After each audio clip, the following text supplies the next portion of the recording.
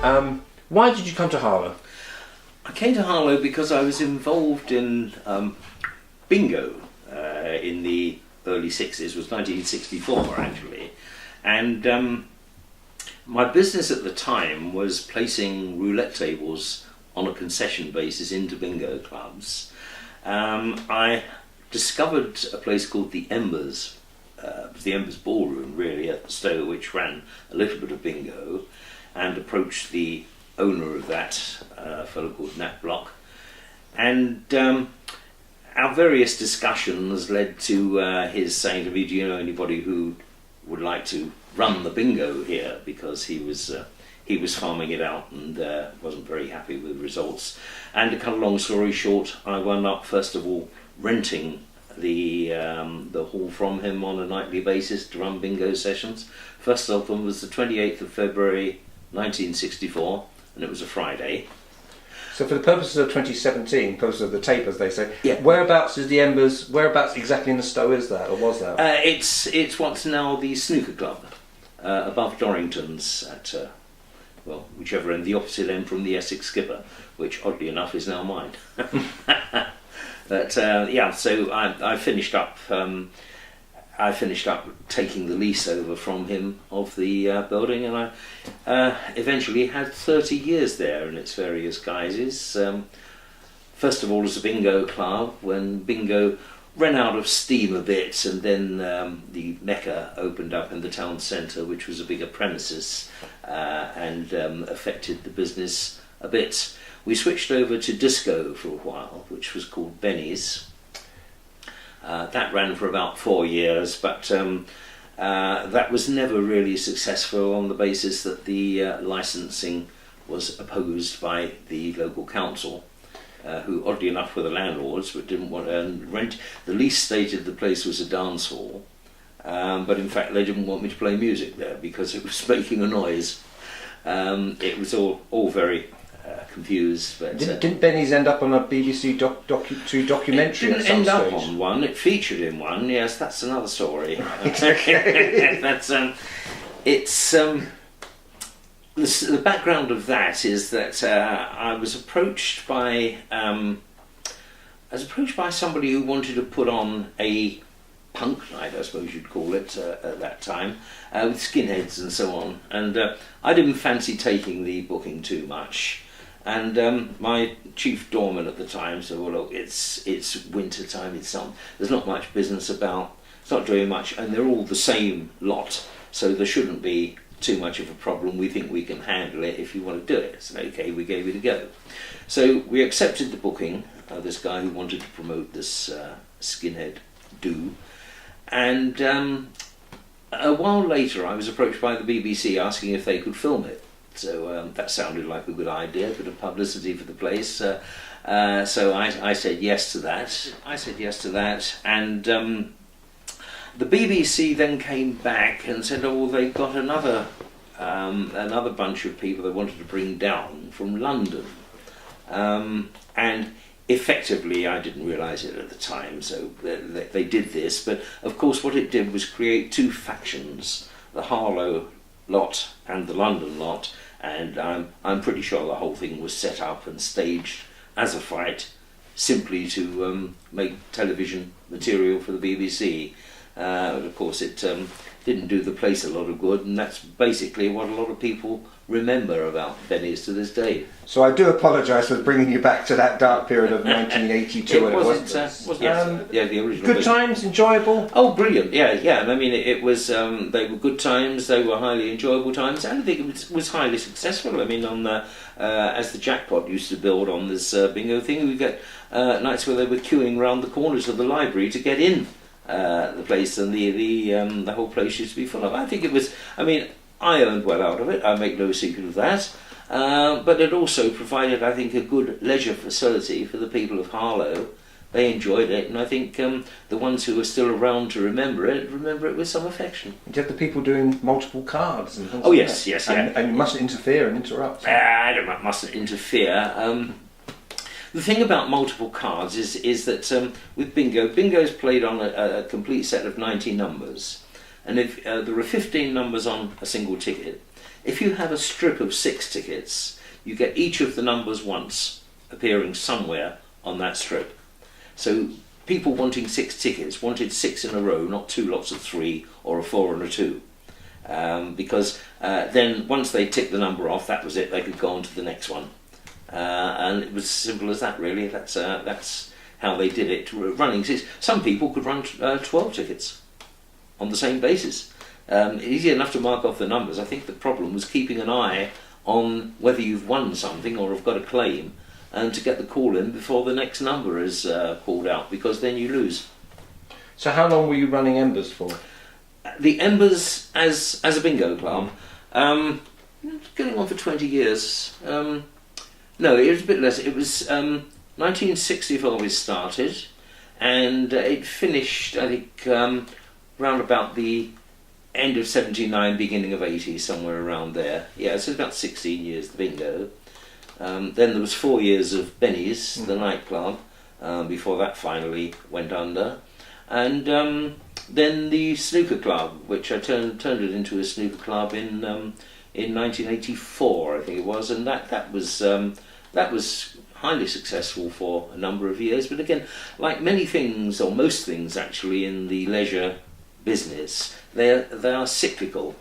They run for a while, they have their peak, and then they fade away for no apparent reason. People just tend to do something else. People still do it, people still play snooker today, but there's not the number. So you don't have the number of snooker clubs still operating that you used to. The few that are about are still doing it, but I think the snooker was really launched on the back of the television coverage, which was enormous in the late 70s, early 80s, I suppose. And I think it gradually faded away. I think the background of it was possibly that the professionals got a bit too demanding of the promoters of the television companies, and were asking for more and more prize money. The TV companies, I think, eventually said, hold on, we don't particularly need you, you need us. The coverage dropped, and the popularity of snooker dropped. It has a level now, as does bingo. The people will say, oh, bingo is still tremendously popular, because there's one club in the town and it does very well. But the problem is the next one's probably about 15, 20 miles away. Whereas back in the 60s you had bingo clubs on almost every corner. Everyone was playing it, but had its go. This is slightly at a tangent, but you see on TV now all this online betting and gambling in between half-time at football games. You can bet this, can bet that. Do you think that's do you worry about that, or do you think that's just changing nature of it? I mean, by the same token, we were allowed in the bingo days when I was involved 2 fruit machines. It started off with the old sixpence play, which is 2.5p in today's money, and admittedly there's been inflation since. So I think if you have a machine where you can put 50 pence or a pound in, that's not too bad. When you can bet 100 or 1,000 pounds or whatever it is on one spin or one turn of the machine, I think that's extremely dangerous. And we also had the situation where we were limited to 2 machines in the bingo clubs, and of course there were several hundred people wanting to play the machine. Well, not all of them wanted to play the machine, but of that several hundred, quite a lot wanted, and we used to allow them sort of 3 goes or 5 goes at a time. Then they go to the back of the queue and go forward again, and even the queue was a little social factor. They were standing there talking about this and that. And of course it limited the amount of money that you could actually lose. Bingo itself, that was limited by the fact that you had to play the card. You could only mark so many cards, so you had difficulty losing your week's wages. Not that I want anybody to lose their week's wages. I mean, the benefit to the promoter of all these games is to have people play for what they can afford and come back another time. You don't want people in the bankruptcy court or starving their family because they've lost all their money at whatever you're running. You wouldn't want it from a humanitarian point of view, and it's not clever from a business point of view either. Going on from that, I think you might mention, did you go on to run pubs? Yes, I did. Yes, most recently. In fact, I still have the Essex Skipper, which, strangely enough, is the other end of the Stow from where I started off at the Embers. But I mean, lots of things in between. But I don't actually run the Skipper nowadays. I sort of rent it out to the my former manageress, and she seems to be doing okay there. Excellent. All is well. But I mean, in between time, with going back to the bingo days, I had a whole chain of bingo clubs running in various other places at one time. I mean, the Embers was where I started off, and that was probably always, if not the best, one of the better ones. But I was spread about quite a bit. We were in Dunmow, West Mersey, Burnham-on-Crouch, Windsor, Romsey in Hampshire. You know, I did quite a bit of travelling in those days. My car mileage was horrendous. Do you enjoy it? Looking back on what you've been doing, do you enjoy it? Indeed. What do you enjoy about it? I think the activity, the mental challenge, if you like, mixing with various types of people and so on. You know, that's it's quite an experience. Yes, indeed. Yeah. I mean, Harlow gets a certain amount of negative publicity, but I think, as a friend of mine says frequently, there are a lot worse places to live than Harlow. I mean, it has a lot going for it. It's nice green spaces. It's very convenient for wherever you want to get in the country. You're close to the motorway connection. You've got the overground rail into London. You've got the central line running from Epping. It's a pretty convenient place to get around and about. And I think the only thing I would say is not of A1 class about it. It's probably the architecture, but then it was built for a purpose. It was an overspill for really post-war Londoners and other big cities. You know, it is to provide housing that wasn't there. And you see there's big companies moving in. We just mentioned Public Health England are coming, there's new enterprise zone up where Church Langley is, and so it's almost a time of change, isn't it? Would you have any advice to the people who are responsible for Harlow, in a way to keep it, maintain it, or grow it? I'm not the one to give advice on such matters. That's I don't think that's for me at all.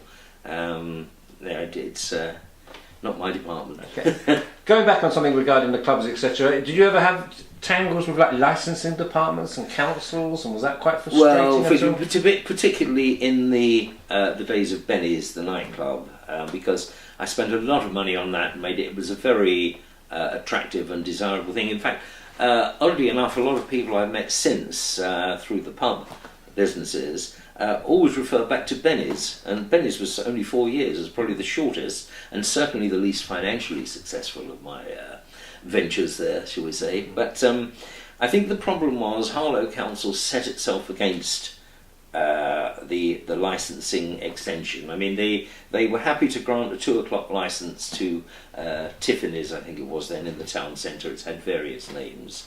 They would only give me midnight, and it was on the basis it was going to cause nuisance and sound noise and this and that, and we took various steps to preclude that, including installing soundproofing within the building. You could stand outside the building and not hear a thing. I think the problem, if there was a problem, was probably noise transmitted through the structure, because there were common structural beams running through that club and the alongside masonettes, so there was probably some carriage of sound through that method. It could probably have been sold, but it would have been mildly expensive. But the thing that I most resent about that period was that I applied for the late licence, and they all said it's going to do this, going to do that. I said, look, give it for a short period. I think the final application I made was fairly late in the year, maybe about September time, and the thing was due to be renewed the following February. So I said, you're granting it for a few months, it will come up for review then. If your fears are founded, then I haven't got a case, right? So you can take away any licence you grant, but I think we should at least be given a chance. And on this final meeting, what was absolutely galling for me was there were 6 councillors. There were three men and 3 women.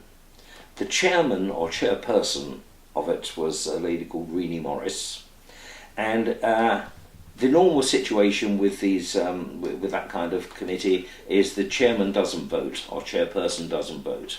Now they each spoke. They listened to my arguments Each spoke. The three men voted to give it a chance and give us a run at the labour licence. The two ladies spoke against it, and then the chairman spoke against it. So they took the vote, and I thought, well, it doesn't matter what she thinks. The vote is going to be in my favour, and it was. They took the vote, and it came like that: 3-4, 2 against. But then Renee Morris stuck her hand up and said, well, I'm against it, so I vote against. We now have equality, so I'll take a casting vote as a chairman. And I vote against it, so therefore it's ruled out. So she alone turned the whole thing round from being a pro vote to an anti-vote. And I feel that was totally out of order. A chairman's vote, a chairman's supposed to be neutral in committees. And if they have a casting vote, it's because the other members of that committee have reached an equality situation. It only reached equality because she stuck her oar in and voted, and she finished up voting twice, which I think was wrong. Anyway, it's long in the past now, and she's no longer with us. So that's history. There's nothing I can do about that. Indeed. So in concluding, as you mentioned, that's history. You're, as I said, this is part. My 44th interview as this part of why people came to Harlow. You're pleased to come to Harlow. Oh yes, indeed, yeah. Yeah, no, Harlow's been pretty good to me overall. Brilliant. Yeah. David Sampson. I have no complaints at all. Thank you very much for your time. Thank you.